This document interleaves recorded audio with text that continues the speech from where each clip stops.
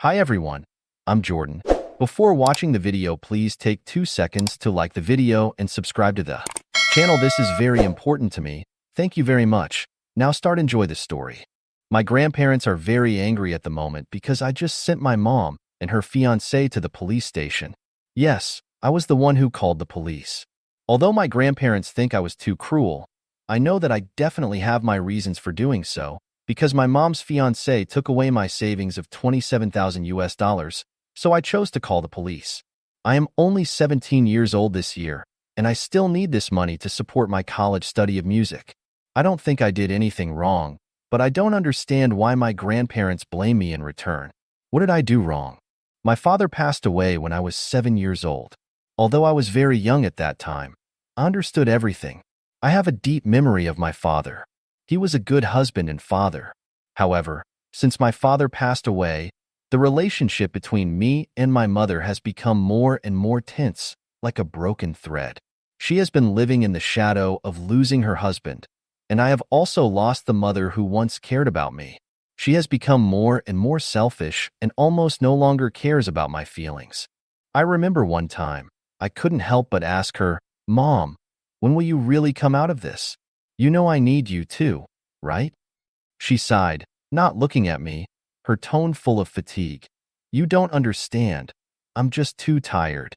Later, a new man broke into her life, and now he is her fiancé. To be honest, I didn't like him from the beginning. One day during dinner, I asked him directly, "What are you looking for? Don't tell me it's love." He smiled with a hint of sarcasm. "Little boy, what do you know? Whether you love me or not, your mother is the only one who knows." I stared into his eyes and replied coldly, "Don't you think you are just a vampire? You don't care about us at all. You are just using my mother. You only like my mother's money." He spread his hands and pretended to be indifferent. "Who doesn't want to live a better life? You are too nosy." At that moment, I knew I couldn't just sit there and do nothing.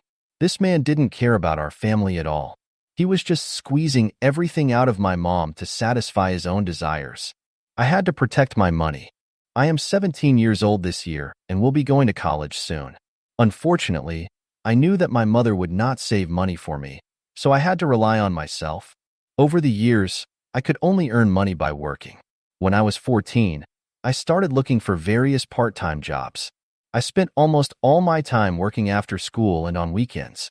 Over the years, I have been saving money. If my mother really marries her fiancé, I will have to leave this house one day. I also saved the red envelopes given by relatives on my birthday or holidays. In fact, when I was very young, my father would give me a lot of pocket money and give me a wooden box for me to hide in the corner of the cabinet. I thought this was funny when I was a child, but now I am very grateful to my father. In this way, over the years, I have saved nearly $27,000, which is a huge sum of money for me. I hid the money well because there was no one in my family I could trust. My mom never let me open a bank account, so I just kept the money in a corner of a closet. But a few days ago, my best classmate wanted to borrow money from me, and when I went home to open my box, I suddenly found that all the money in the box was gone. At that time, my heart sank, and I hurried to my mother to ask for clarification. As a result, she actually told me very calmly that her fiancé took my money to invest and add bricks and tiles to his new house. After learning about this, I completely lost my mind. A big quarrel broke out at home, with me on one side and my mother and her fiancé on the other side. But in the end, I was only 17 years old and they were in power now, so I had to give in, and the only thing I could do was go into my room, lock myself in it and cry for hours. When my mother's fiancé Victor came back, I was furious. I yelled at him, "Why did you touch my money? That was my hard-earned money." Victor sat on the sofa. A scornful smile appeared on his face, and he said slowly, "Kid, calm down. It's just some money. Invest it. It will be good for you." Benefits? I was so angry that I was shaking. "You are playing with my future. You have no right to touch my money." My mother stood aside, frowning, trying to smooth things over. "Don't be so excited. Victor is doing this for the good of our family. He thinks it's a good investment, and he will pay you back when he makes money." I stared at my mother, tears welling up in my eyes. Mom, that's my money. How could you do this? You never asked me if I was willing. Victor snorted coldly. His eyes were cold. What do you, a little brat, know about investment? You might as well let me make the decision for you. I completely broke down and yelled, I don't want you to make the decision for me. You're a complete jerk. Finally, I was too weak to argue with them and could only flee back to my room, lock the door, and let my tears flow silently. The money I had saved so hard over the years was related to my future, but now it was gone just because of their words. I was filled with despair and helplessness. At this time, the friend who borrowed money from me called me, and I told him about it. His father was a policeman, so he knew some legal knowledge. He told me that I could call the police to protect my rights. So, that night, I lay in bed, tears blurred my vision, and I had only one thought in my mind. That day, I made up my mind to retaliate against them because this matter could not be let go. 3 days later, my plan was finally implemented. I silently called the police. When the police knocked on my door, I saw their stunned expressions, and a sense of revenge suddenly surged in my heart. Victor shouted angrily, You bad kid! You actually called the police? I looked back at him coldly. Yes, because what you did has exceeded the bottom line. My mother seemed to realize the seriousness of the situation at this moment. She looked at me in panic. How could you do this? We are family. Family? I smiled bitterly and shook my head. Will my family treat me like this? When the police took them away, I felt a sense of relief, but still a little painful. I never thought I would come to this point. I knew my mother would hate me after I called the police, and I had prepared myself for that. But the only thing that confused me was that my grandparents, who had always supported me before, were suddenly on their side and against everything I did. Thinking of this, I couldn't help but say to myself, why? Did I do something wrong? My mother's fiancé, Victor, has been dominating my life for the past 2 years. I still remember the time he got angry with me. He angrily shouted at me, Can you learn from your mother? Stop being so stubborn and be more obedient like her. I sneered back, I won't let you push me around like she did. You're just an outsider. Don't think you can give orders here. Victor's face suddenly turned red, and he said viciously, How dare you talk to me like that, you little brat? My mother stood there with her head down, saying nothing. At that moment, I was completely disappointed. She condoned his behavior time and time again, and never said a fair word for me. In the years after my dad passed away, my mom never found anyone else, and I got used to the days of us relying on each other. But then she met Victor. In the first few months, he behaved normally, at least on the surface. One time I couldn't help but ask my mom, Mom, what is this Victor like? Does he look okay? My mother smiled and said, He is a nice guy and treats me well. I nodded, but I felt a little uneasy in my heart, as if something was strange. But not long after, Victor's true colors were exposed. When they had a quarrel, I saw Victor slam the door and walk out, angrily yelling at my mother. Why are you so stubborn? How many times have I told you that you don't know what life is? My mother's eyes were full of tears, but she still whispered, Victor, we can talk it over. Don't be like this. 6 months later, this guy had moved into our house, and I felt mixed emotions. Seeing him confidently put his luggage in the living room, I couldn't help but ask him, Victor, are you going to live in our house? Without even looking up, he answered casually, Yeah. Is there anything wrong? I sneered and thought to myself that this was a serious problem. He was in his 30s and often relied on his parents' money because he had no financial knowledge and his income was not as much as his extravagance. When he quarreled with my mother, he would ask my parents for money. When they didn't quarrel, he would rely on my mother with peace of mind. He ate and drank for free at my house every day, living like a gorilla. One time, he was lying lazily on the sofa and suddenly said, Hey, kid, come and get me a beer. I frowned. Victor, shouldn't you be going to work? Why do you always stay at home? He waved his hands impatiently. What's the use of a job? My parents will give me money. Besides, your mother can support me too. I wanted to roll my eyes at that, but I held back. Sadly, My mom wasn't a billionaire and couldn't support a partner who wanted to live a lavish lifestyle. She worked as a floor supervisor at our local supermarket, and while that was a decent income, it wasn't enough to support Rob's lifestyle. Regardless, I never let that become a problem for me. Since I was 14, I have been trying to be independent and no longer ask my mother for anything except the basic necessities. Later, I started working and stopped asking her to pay for even these things. One time, my mother asked me, "Why do you suddenly stop letting me buy things for you?" I smiled and replied, "Mom, I can afford to buy it myself now, and I don't want to trouble you anymore." My mother was stunned for a moment, then nodded. "You have grown up and become sensible?" I knew in my heart that I could only rely on her for housing and food, and I never expected her to do anything extra or go out of her way for me because I knew that was impossible. She told me from the beginning that she didn't like me. I remember when I was a kid, I asked her cautiously, "Mom, do you dislike me?" She didn't even raise her head and replied coldly, "I don't like you." At that moment, my heart was completely cold. From then on, I felt more and more that she didn't want me at all. As time went by, this feeling gradually became a firm belief in my heart. At least when my dad was still around, he would stand by me. Once, when my mom got mad at me, my dad stood in front of me and said to her, "She's just a child. Come to me if you have anything to say." I will never forget that time, and I felt that I still had a solid backing. However, since he passed away, I have to face it all alone, lonely and helpless. The situation has become worse in the past few years, especially after Victor appeared. The atmosphere at home has become more tense. But I always comforted myself, thinking that I would go to college soon, and then I would be able to escape from this home. However, now it seems that all this is becoming more and more out of reach, and my dream is almost shattered. In the 3 days after the money was taken away, I locked myself in the room and didn't want to do anything. I was in a terrible mood. The next day, we moved into the new house. I mechanically completed all the things that needed to be done for the move, but I didn't say a word all day and was too lazy to talk to them. They didn't seem to notice my silence. On the third night, my mother suddenly came to my room and said, "You have to dress up tonight because we are going to have a housewarming party." I was so angry that I shouted at her, "Are you kidding me? You stole my money to buy this house, and you expect me to welcome you with a smile?"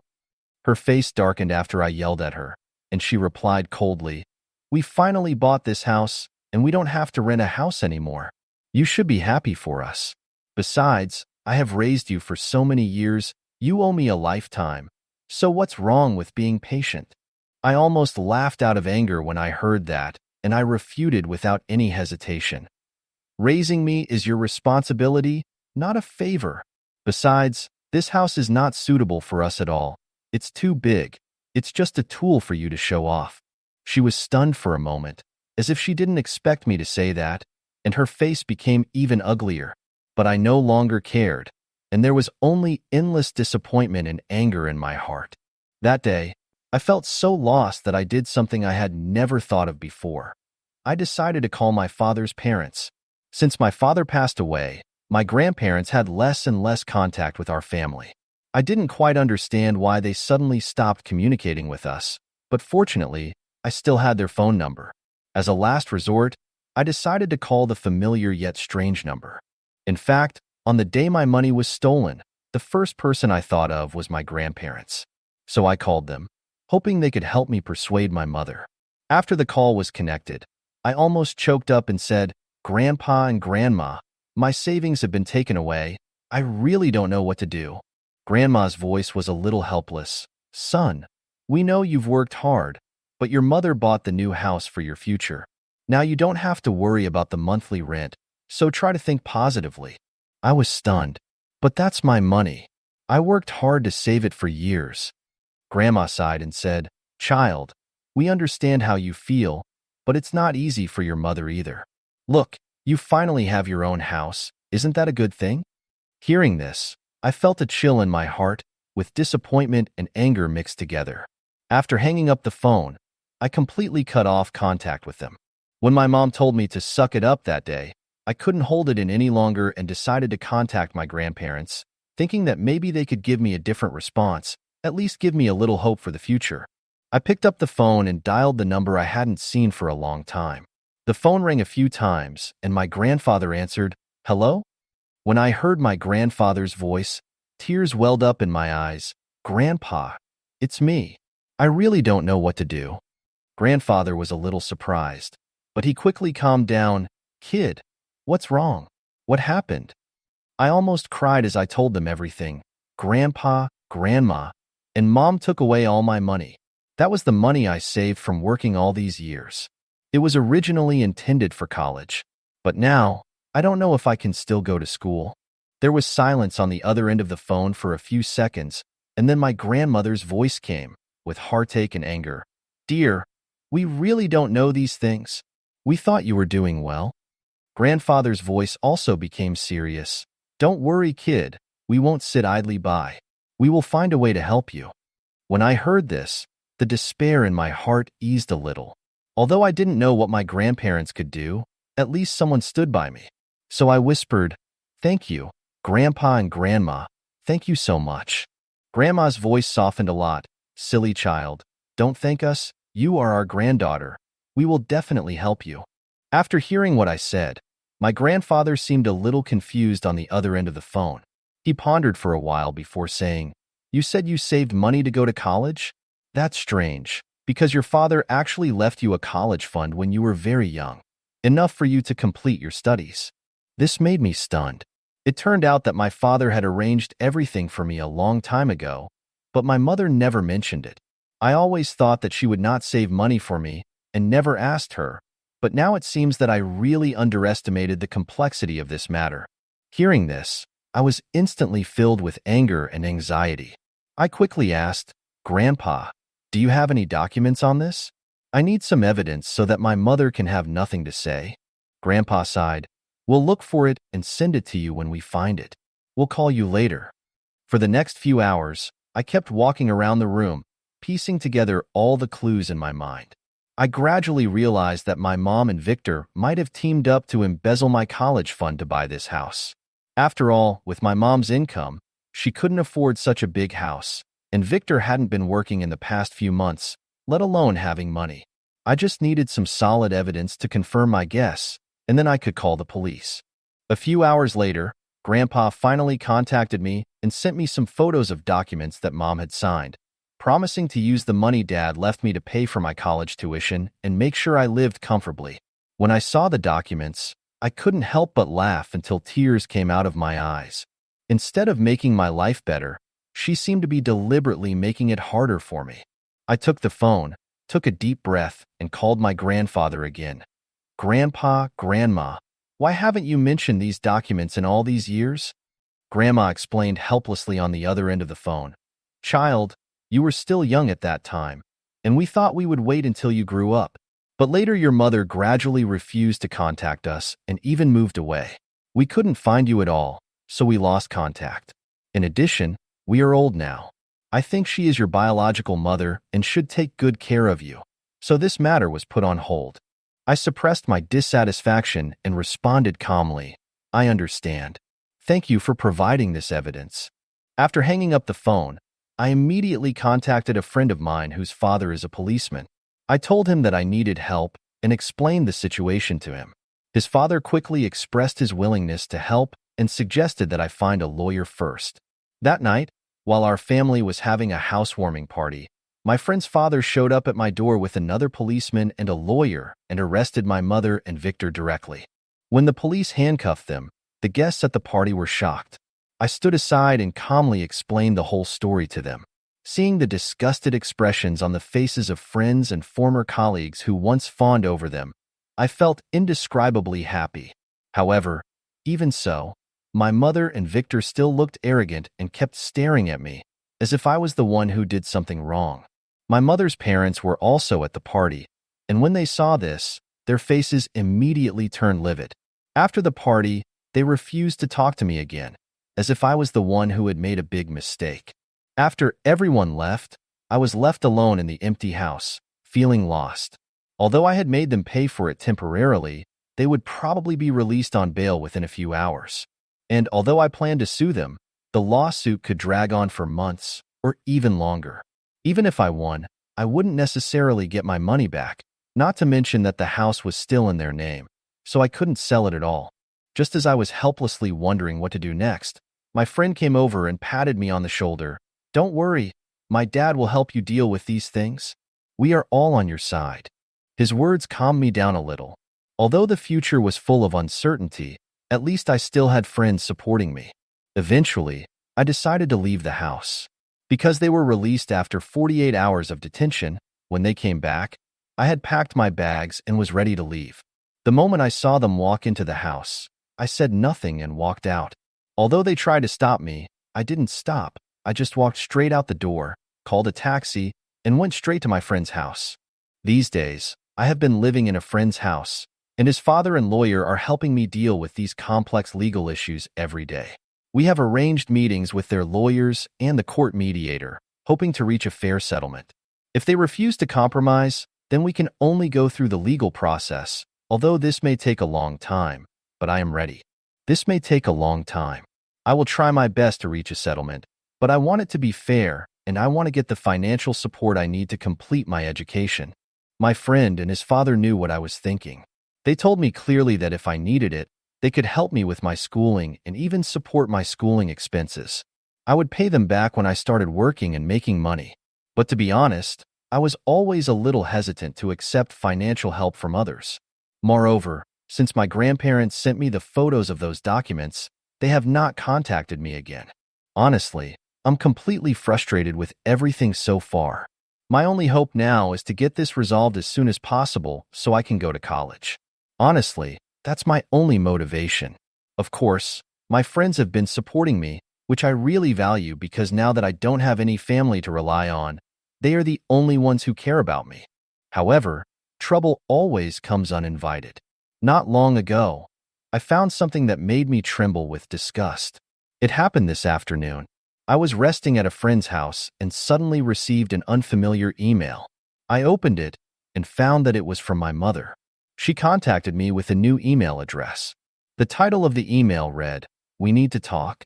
My heart sank and I couldn't help but frown. I clicked on the email and saw my mother wrote, "Son, I know you are very angry now, but there are things I must tell you. I hope you can calm down and read these screenshots." Seeing this, I had a bad feeling in my heart. I continued to scroll down, and there were several screenshots attached to the email. The more I looked at the screen, the colder my heart became. Those screenshots were email conversations between my mother, my grandparents, and my grandparents on my father's side. In the emails, they were discussing how to divide the money my father left me. I clenched my phone in anger, and I could hardly believe my eyes. In those conversations, they talked openly about how to take my money, how to conceal this matter, and even laughed at me for not discovering the truth. I shouted loudly, "These bastards have been plotting against me behind my back." I threw the phone on the bed, and I was shaking with anger. My friend heard the noise and ran over. "What's wrong with you? What happened?" I took a deep breath and handed her the phone, my voice trembling. "Look for yourself. I was betrayed by my own family. They actually teamed up to cheat me." She took the phone, glanced at the screen, and her face suddenly turned ugly. "Oh my God, this is too much. What are you going to do now?" I sat down on the bed helplessly, covering my face with my hands. I don't know. I really don't know what to do. I thought the worst was over, but I didn't expect this to happen. My friend patted my back comfortingly. "Don't worry. We will find a solution. You still have us. We won't let them succeed." But at this moment, my heart is completely in turmoil. I never thought I would be in such a situation, especially being betrayed by the person closest to me. Looking at those screenshots, my heart felt like it was cut by a knife, and it hurt so much that I couldn't breathe. She emailed me and told me that since I had sent her to prison, it was time for everyone else to go to jail with her. She felt that she couldn't be the only one to bear the consequences, and that everyone involved in the conspiracy should be exposed. The amount of money my dad left me was huge, and these people, including my dad's lawyer, thought it was a good idea to keep the money without telling me. When I read the email, I was stunned and my mind went blank. I kept looking through the screenshots, trying to sort out my thoughts, but it was all too absurd. Everyone, including my father's biological parents, was plotting against me behind my back. This completely overturned my three views. I thought I had seen the bad of life, but I didn't expect to be betrayed by the people closest to me. This shock and anger made it difficult for me to accept. They only recently told me the truth about the documents my mom signed and sent me the relevant evidence. In fact, it was because their conscience finally started to get to them, and they decided to confess everything to me. It is said that they had planned to tell me earlier, but my mom and her parents successfully persuaded them to keep silent because if the truth came out, they would also be implicated. Finally, they agreed to tell me the truth if I asked them. I remember that day I mustered up the courage to call them, with a questioning tone in my voice. Grandpa and Grandma, I heard that Dad left some documents about the money for my college. Can you tell me the details? There was silence on the other end of the phone for a while, and then Grandpa finally spoke, with a hint of helplessness in his voice. Son, we didn't intend to hide it from you, but your mother and grandparents, they advised us not to tell you because it would implicate ourselves. I couldn't help but frown, and my tone was a little hurried. So, you didn't decide to tell me until I asked you? Yes, Grandma put in, her voice full of apology. We struggled with it, but finally decided we couldn't keep it a secret any longer. They then sent me the documents as evidence, which finally brought the truth to light. Although I was grateful that they chose to help me at the time, it does not erase their previous indifference and alienation. That attitude was obviously because they felt guilty and could not face what they had done. When we met that day, I held the documents and asked them coldly, "Why did you take so long to tell me the truth? Don't you feel sorry for me?" Grandma lowered her head, her voice trembling. "Child, we know we are wrong. We feel very ashamed, but we are really scared, afraid to face all this." I looked at them with mixed feelings. Although I understood their situation, I felt that they deserved this sense of shame. I sighed softly and said, "I hope you won't hide anything anymore. There is no reason to hide it anymore." They nodded and said nothing, and I turned and left, feeling complicated and indescribable. Although the truth was revealed, the alienation and indifference still lingered in my heart. My brain has completely shut down now. I really don't know what to believe or how to deal with all this. I haven't even dared to tell my friends about these discoveries because it's so big and it's driving me crazy. I feel betrayed, hurt, and angry. These emotions are intertwined and overwhelming. I know I have to talk to a lawyer. This is a huge development and I must bring it up during negotiations. My mom tried to turn the situation around by exposing others, but she forgot that she would also lose a lot by doing so. Although I felt devastated, I also felt inexplicably calm. I was glad that she told me all this, because it made me see a cruel reality. In this world, except for a few people, no one really stood by me. I couldn't rely on anyone. This was the reality. The only thing I can do now is to tell my friend about this, ask him to tell his dad, and then we can sit down with a lawyer and discuss what to do next. In any case, I have made up my mind to go to college this year, and I will not back down. Maybe I will ask my friend's father to do me a favor, not to ask him to pay for my tuition, but to ask him to be a co-signer on my loan application. I think this may be the only thing I can do now. I was sitting at my friend's house, holding my phone tightly in my hand. My mind was in a mess. My friend noticed that I was different and gently pushed me. "What's wrong with you? What happened?" I took a deep breath and tried to calm myself down. I found something incredible, so big. I don't know how to face it. My friend looked at me with concern and said, "What's the matter? Tell me, don't carry it alone." I hesitated, then finally decided to speak out.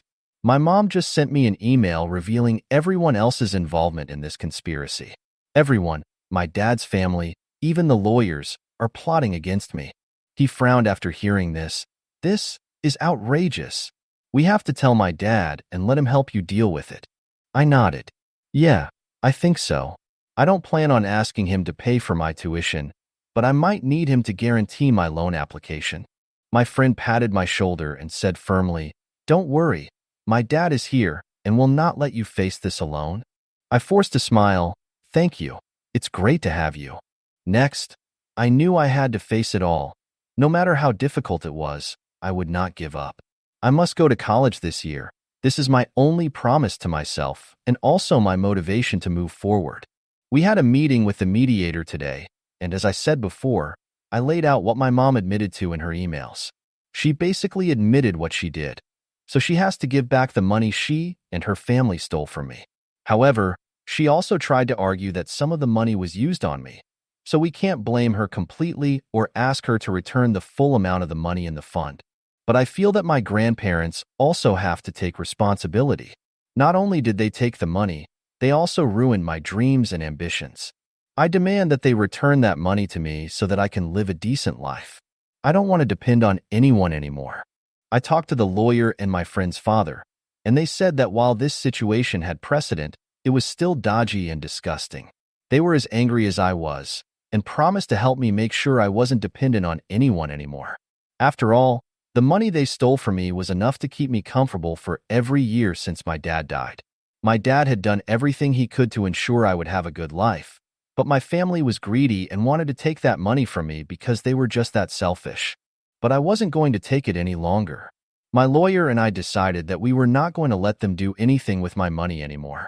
It got pretty heated this time, but one thing was for sure. We were going to have another meeting, but this time all the grandparents would be there, because they were clearly part of this conspiracy. This might go to court, but until then, I'm going to have to take out student loans to fix the situation. But I was going to get justice, and most importantly, I was going to get the money they stole from me. I worked hard to earn it for myself, not for someone else to squander. After the meeting, my lawyer patted me on the shoulder and said firmly, "We will not let them succeed this time. Everything will be done according to the rules." I nodded. Although I was still a little uneasy, at least with their support, I felt that I was not fighting alone. My friend's father looked at me and said, "Don't worry, they can't get any benefits from you anymore. We will make them pay the price." I took a deep breath and said in a deep voice, "I will not back down. I must get back what they owe me. This is not only for the money, but also for myself."